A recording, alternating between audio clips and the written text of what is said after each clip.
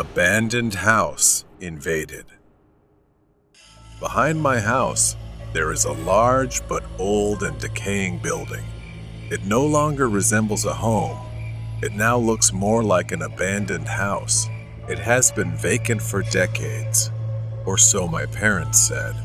But every time I passed by, I would unmistakably hear the sound of electricity crackling from inside. It made no sense. I couldn't shake the feeling that something was wrong. Finally, one day I decided to investigate. I asked my friend Tim to come with me after school. He agreed, though we both felt a tense, underlying dread as we stood in front of the house, a bad premonition hanging in the air. As soon as we pushed the door open, it creaked on its rusty hinges, filling the silence. Inside, the air was thick with an unbearable stench, a mix of mold and rot. Scattered across the floor were piles of old dog food, and the foul odor hit us in waves. We carefully stepped through the strange debris and noticed something odd. The floor was littered with nails, hundreds of them, along with animal traps, as if someone had deliberately tried to prevent people from walking through the house. We tiptoed through, avoiding the nails, our curiosity growing stronger with each step. Then we heard the sound of an electric charge, followed by a scream of pain from upstairs. It sent a shiver down my spine. We should have turned back, but our curiosity got the better of us, and we decided to climb the stairs. On the second floor, the noise led us to a closed door. From behind it, we heard a man's voice muttering something strange, as if giving commands. What was happening on the other side? Summoning our last bit of courage, we tiptoed up the stairs and peeked inside. The sight was more horrifying than anything I could have imagined. It looked like someone had been chained up. Two people sat on the floor, appearing to be a couple who had been captured and imprisoned. Their eyes were wide open, filled with terror.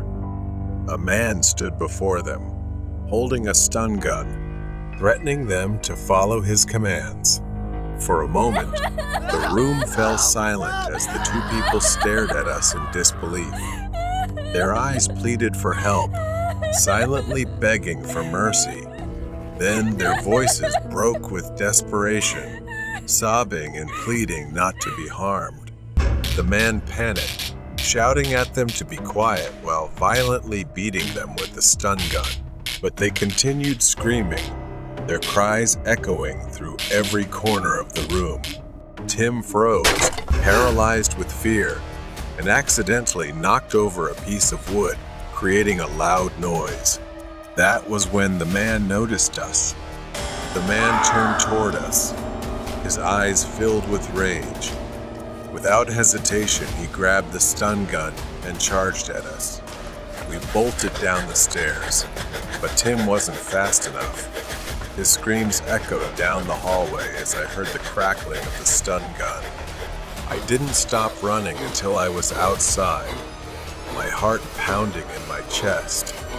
I called the police, barely able to get the words out, but I knew I couldn't leave Tim behind.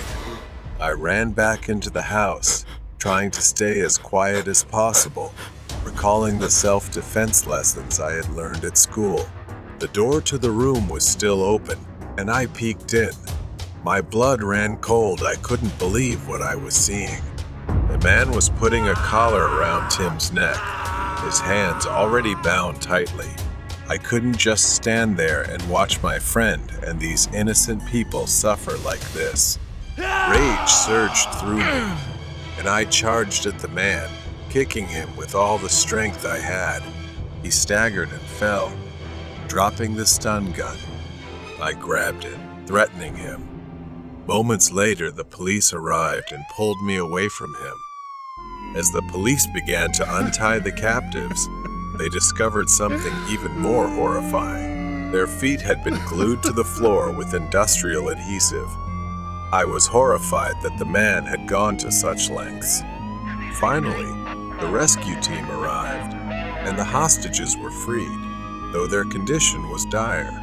They had been beaten, starved, and fed animal food. When the police interrogated the man, his chilling response was that he wanted to keep humans as pets. In the end, he was arrested and taken to prison. None of us ever spoke about that day again. This is a warning from what I witnessed. If you ever come across an abandoned house, no matter how strong your urge to explore, resist it. Stay away, because no one can guarantee you will make it out alive. The Curse of the Top Students.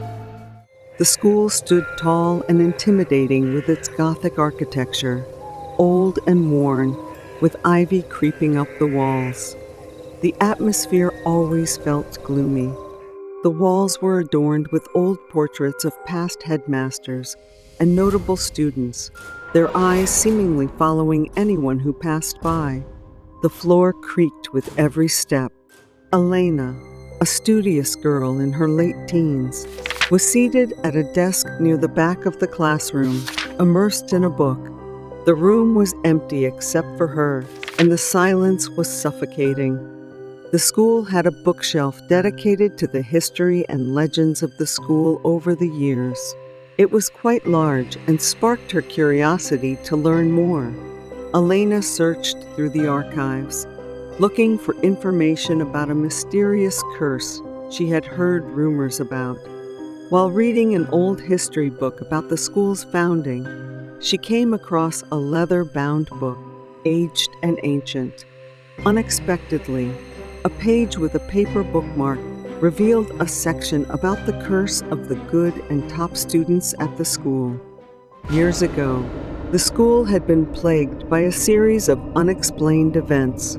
The top students began disappearing under mysterious circumstances, their academic excellence seemingly attracting a dark force. Shadows moved on their own, and strange whispers filled the hallways.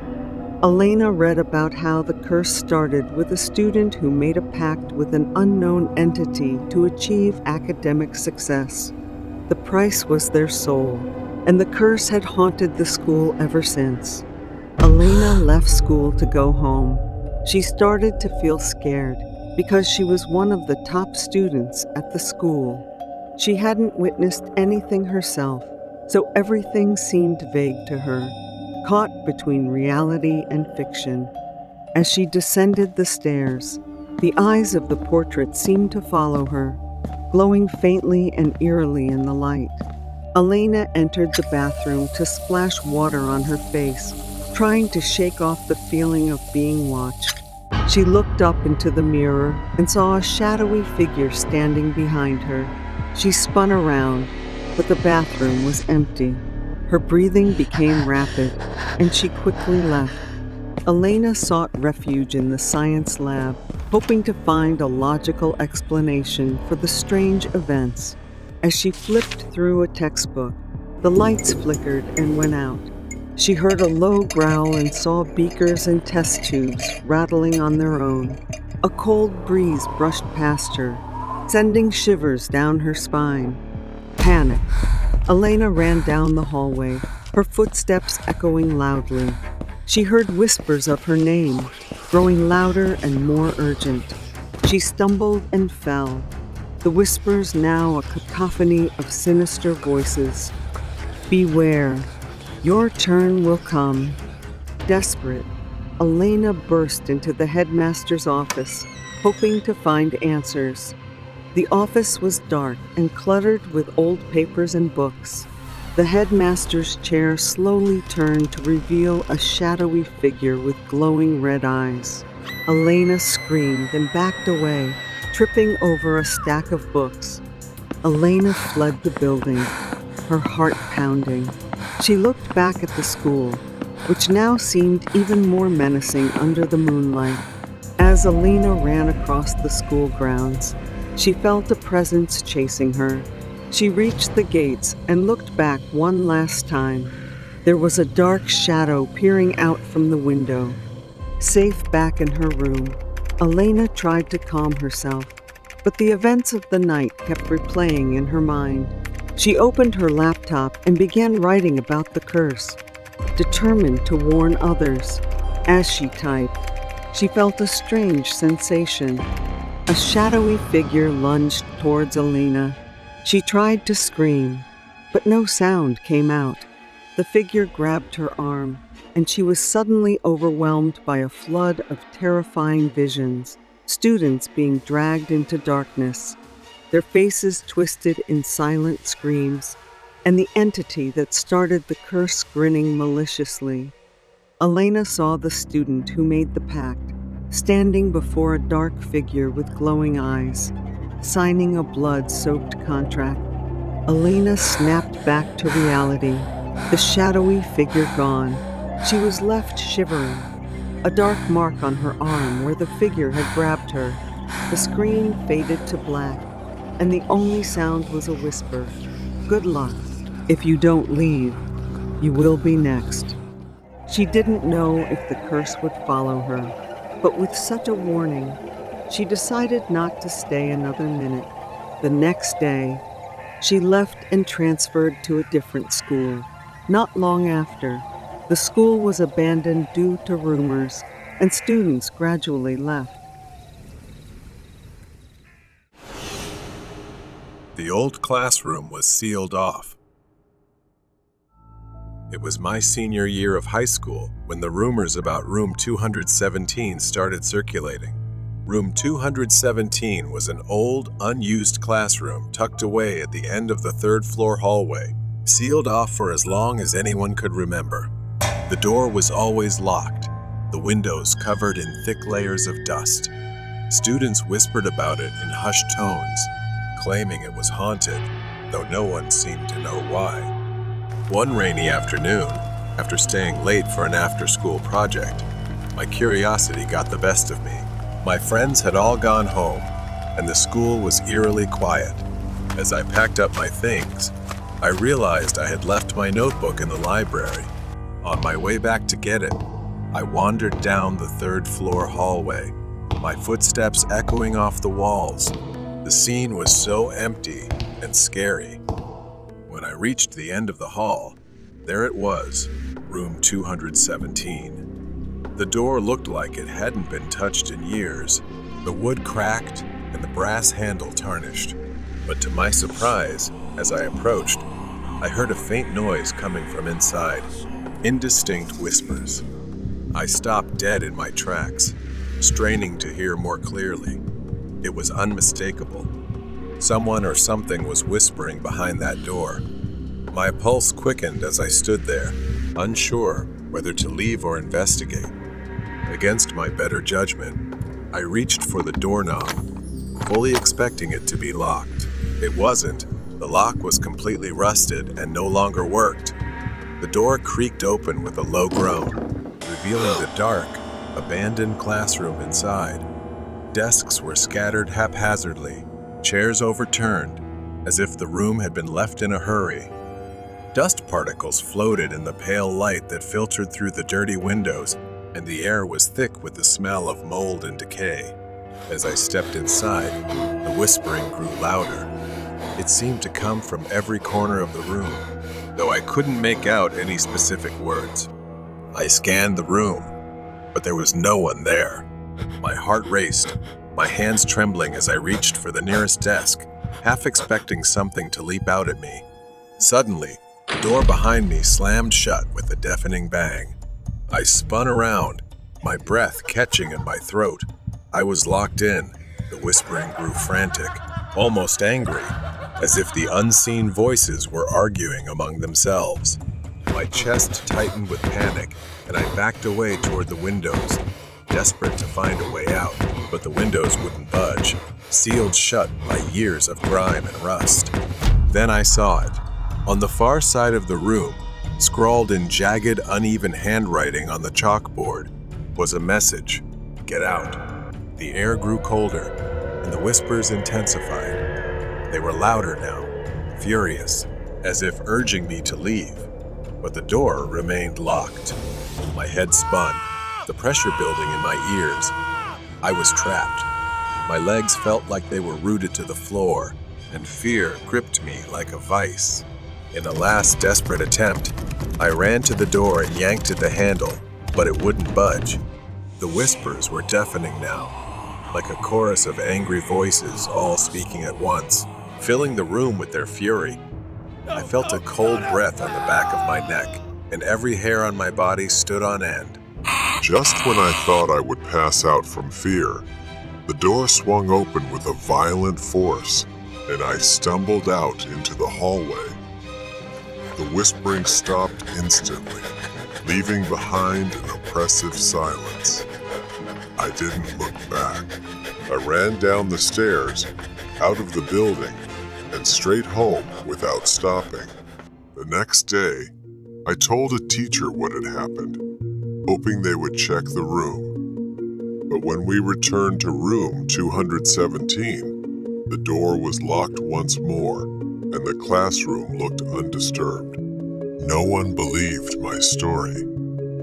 For the rest of the year, I avoided the third floor altogether.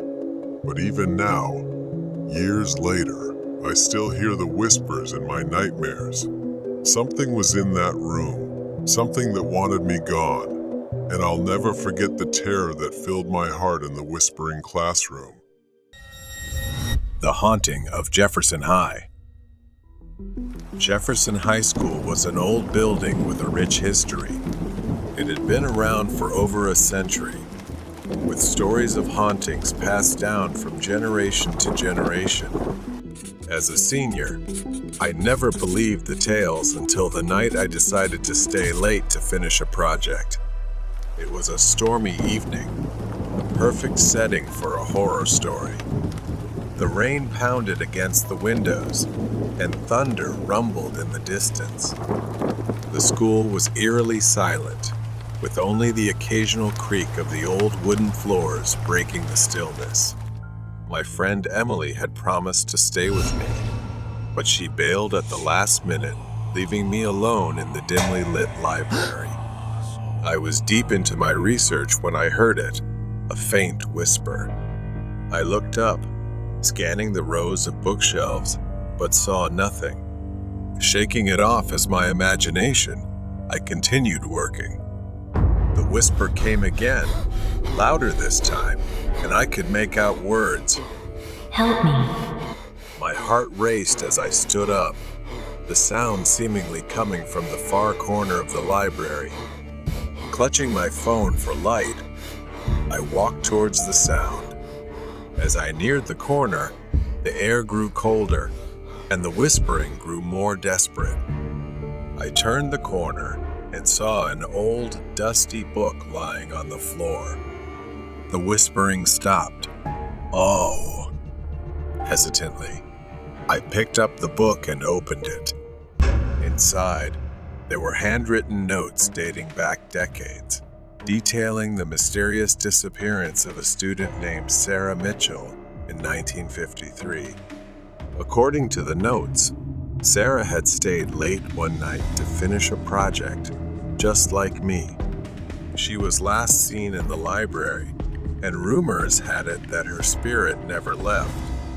Chills ran down my spine as I read about strange occurrences reported by students over the years, books flying off shelves, cold spots, and whispers for help. Suddenly, the lights flickered, and the temperature dropped even further. I turned around to leave. The library door slammed shut on its own. Panic set in as I rushed to the door, pulling with all my might, but it wouldn't budge. My phone's light flickered, and in the dim glow, I saw her. A translucent figure of a girl standing by the window, her eyes filled with sorrow. Help me. She whispered again, her voice echoing in the empty room. I froze, unable to move or speak. Sarah's ghost floated closer, her hand reaching out to me. In a flash, images flooded my mind. her being locked in the library, crying for help, and eventually succumbing to despair. Summoning all my courage, I asked, "How can I help you?" Grabbing a pen, I wrote down her final words as she dictated them to me. She spoke of feeling trapped, alone, and scared, and how she longed for someone to find her. As I finished writing, the room grew warmer, and the oppressive feeling lifted. Sarah's ghost smiled faintly before fading away, leaving me alone in the now silent library. The door creaked open, and I knew she was finally at peace. The next day, I reported the incident to the school authorities, who were skeptical but intrigued. They placed the book in a display case in the library, honoring Sarah's memory. Jefferson High was still old and creaky, but from that day on, the whispers for help ceased, and Sarah Mitchell's spirit was finally free. The crazy mother on campus. Exam season had arrived, and normally our school library would close, but because of the exams, the school decided to keep it open until midnight.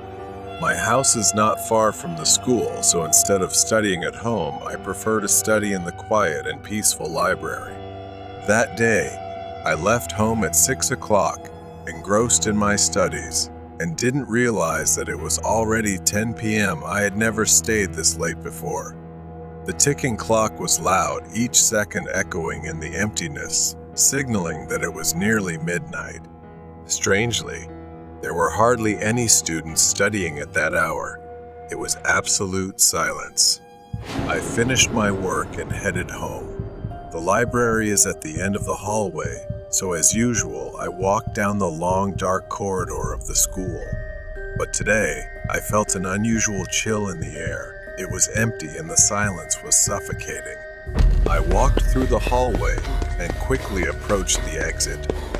I walked fast, the sound of my footsteps echoing ominously.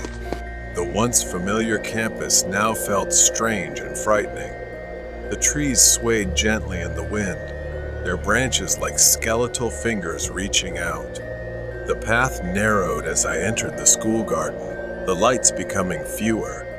A sudden, loud snap of a branch made me stop dead in my tracks. I spun around, heart racing, but saw only shadows. Exhausted and hungry, I could barely walk properly. I kept my eyes on the ground as I walked. From the darkness, a figure emerged. It was a woman walking with a strange, crippled gait. Her legs seemed twisted, making it difficult for her to walk. She moved like a zombie. Now I was close enough to see her clearly. Her clothes were torn and filthy, her hair hanging in tangled clumps around her ghostly pale face.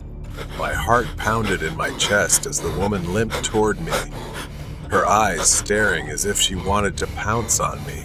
I backed away, fear enveloping me. The uneven footsteps of the woman grew louder, echoing in the empty night. She pursued me relentlessly. I ran aimlessly until I reached the school parking lot, desperately searching for a place to hide. The parking lot was eerily empty. I hid behind a car, my breath coming in ragged gasps from the exhausting chase. But she did not tire. She searched for me with a crazed determination. From my hiding spot, I saw the woman moving past the cars, her head turning from side to side, searching. I felt truly terrified and breathless. The woman stopped near my hiding place. I held my breath, afraid to make a sound, and prayed she wouldn't see me. Thankfully, she just stood there, scouting the area, and then turned and continued moving.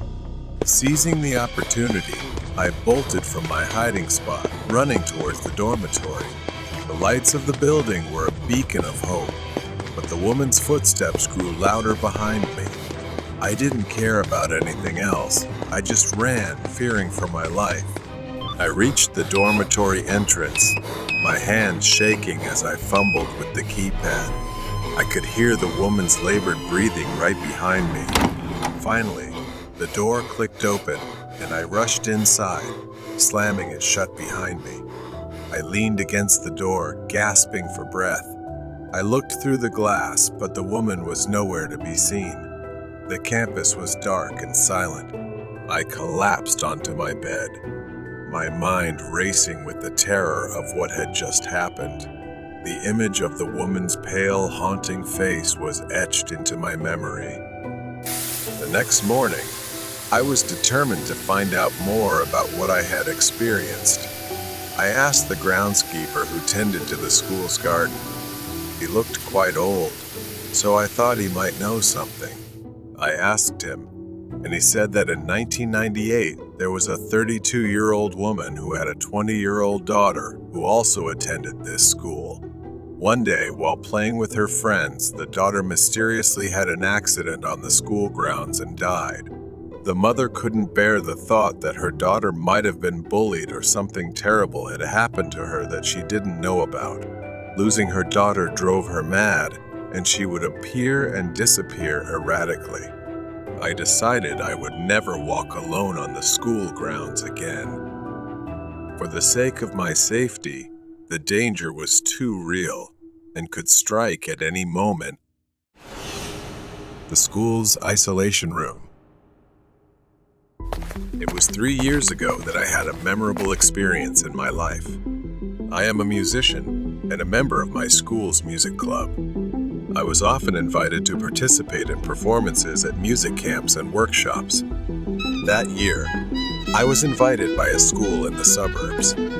At the beginning, I felt very happy and excited to be surrounded by friends who shared the same interests and passions as me. As the bus rolled into the town, I noticed the place was quite lively, but that pleasant feeling didn't last long. Within minutes, the bustling noise disappeared. I looked out the window and realized we were entering a dense forest. All I could see were countless trees, and it seemed very quiet. Finally, after a few hours, we arrived. The school appeared before us, and it looked quite mysterious. The students here seemed somewhat unusual. They wore their uniforms neatly and strictly, though the fashion was a bit outdated, like from a decade ago, but their expressions were like they were soulless. They glanced at us with cold eyes whenever we passed by. We had separate rooms, and I went to mine. In my room, there were 3 girls staying together. The room looked rather bare and had little light coming in. Strangely, while we were in the hallway, they kept staring at us in a strange way. That night, after a long day, I returned to my room. I'm not good at sleeping in unfamiliar places, and this place was no exception. I tossed and turned for hours, feeling uneasy and uncomfortable. At around 2:30 a.m., I heard slow, soft footsteps. I couldn't see anyone, but I could hear them. Too scared, I pulled the blanket over myself and tried to sleep. The next morning, while we were packing up, I casually asked, "Did anyone else hear footsteps last night?" May, one of my friends, burst out laughing, saying that it was probably just our imagination. But then, Lee suddenly started trembling and asked me, You heard it too? We all froze. A strange silence filled the room as we realized that we had all heard the same sound. Throughout the day, I struggled to focus, but my mind kept drifting back to those footsteps. By the evening, my fear had grown. I just wanted to go home. That night, the atmosphere in the room felt even heavier. None of us could relax, let alone sleep. Hours passed, but we remained wide awake. Lee eventually fell asleep. May and I stayed up, whispering to each other to distract ourselves. It was just after 2:30 a.m. when the footsteps started again. This time, they were louder, clearer. I broke out in a cold sweat and goosebumps covered my skin. The footsteps grew closer. Both of us pulled the blankets over our heads, trembling, hoping that whatever it was would leave us alone. Then, I felt it, a light touch on my arm. My breath caught in my throat from the chilling sensation. I trembled, feeling someone standing beside me. I have no idea how long we stayed like that. It was truly a nightmare. The final day at the school seemed to drag on, exhaustion and fear weighing on us. We were drained. As we boarded the bus, the students still stared at us, just like when we first arrived, for no apparent reason. It felt as though they knew something we didn't. On the way home, May fell ill. The bus driver glanced at us through the rearview mirror and said something I will never forget. I can't believe you actually stayed overnight in that school. Later, we searched for information about the school and found forums where people were discussing it. It turned out that the room we stayed in was called the isolation room. We also discovered that 2 years before we arrived, 3 students at the school had died there due to the pressures of life, studies, or something else. That's why it was called the isolation room, to keep people away from it. I don't know if anyone else besides the 3 of us has gone through this terrible experience. Did they hear the footsteps, feel the cold breaths on their necks like we did? I'll never know. But what I do know is that those 3 days were the most terrifying of my life. Horror story of school locker. Sure, here is the translation of your text into English. A few days ago, Anna attended a party. The police showed up, and everyone scattered. Anna took a shortcut, fell into the river, and has been missing since. When they found her, she was no longer alive. She had passed away. The principal asked Kat to clean out Anna's locker. It had been a week since the funeral, and ANA's mother still hadn't come to collect her belongings. Kat nodded, feeling both curious and fearful. Anna had been one of the popular girls, always surrounded by friends. The news of her sudden death had shocked everyone. She wasn't like that. I was quite shy and had almost no friends. She approached the locker, its dull gray door a stark contrast to the vibrant memories of its owner. She twisted the combination lock, and with a metallic click, it opened. Inside, the locker was neatly organized. It only took her a few minutes to scoop Anna's belongings into her backpack. There were just a few textbooks, a small makeup pouch, and a neatly folded scarf remaining. As she reached in to gather the items, a strange gust of wind brushed against the back of her neck, sending a shiver down her spine. She glanced around, but the hallway was empty. She picked up the scarf, its silk smooth and cool. She remembered that Anna always wore this scarf like a treasured possession. It seemed that she really loved it. Suddenly, a whisper echoed in the confined space, telling her that the scarf was beautiful and would suit her perfectly. Her heart pounded. Perhaps she had imagined it. She continued cleaning the locker, but the unease lingered. As she closed the door, the whisper came again, more insistent this time, telling her, "Wear it always, and everyone will admire you." How could she refuse? Even as goosebumps rose on her skin, she nodded and tied the scarf around her neck. Although it was silk, it felt heavy, pressing down on her bones. Kat looked up at the mirror and almost screamed. She didn't just look like Anna in that moment. She was Anna. The scarf somehow warped her skin, transforming her face. She pulled with all her strength, but it wouldn't come off. Her elbow struck the mirror, causing it to bleed. Then a voice whispered, "It's okay. and assured her that everyone would love her. She decided to take a chance and see if it was true. Days passed, and she began to notice changes. People who had never acknowledged her before started to smile and greet her. The popular crowd invited her to sit with them at lunch. Kat enjoyed the attention she was receiving.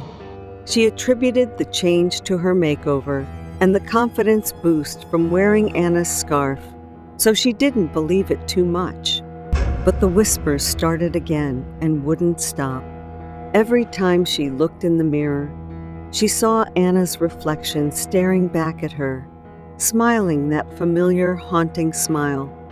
It was as if Anna was still there, watching, waiting.